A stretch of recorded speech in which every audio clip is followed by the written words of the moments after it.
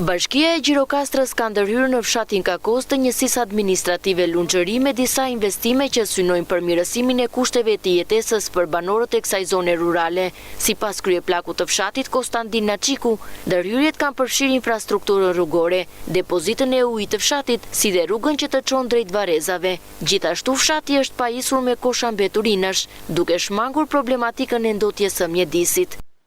Ne për fshatin kishim sa pengesa shumë që nuk kishin bërë.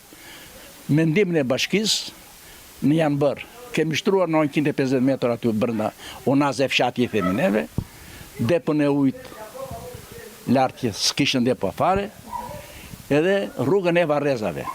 S'kishin fare rrugë. Vizitova me kryetar bashkisë, dërgoi skrepin, e hapi, mbas skrepit në erën Gjavori na i shtruan.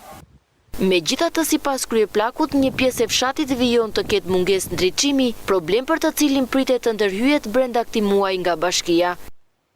Ndriçimi tani patur, tani gjysmën e fshatit e kanë bërë me të reja.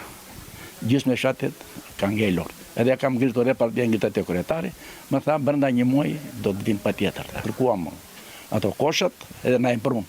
Dy na e prunë atje sipër, dy në një vend, një na ka lënë aty. Na kanë prunë këto. Ndërhyrjet e kryera në fshatin Kakos po ndikojnë pozitivisht në cilësinë e jetës së banorëve, ndërsa vëmendja ndaj problematikës së ndriçimit mbetet prioritet në vijim.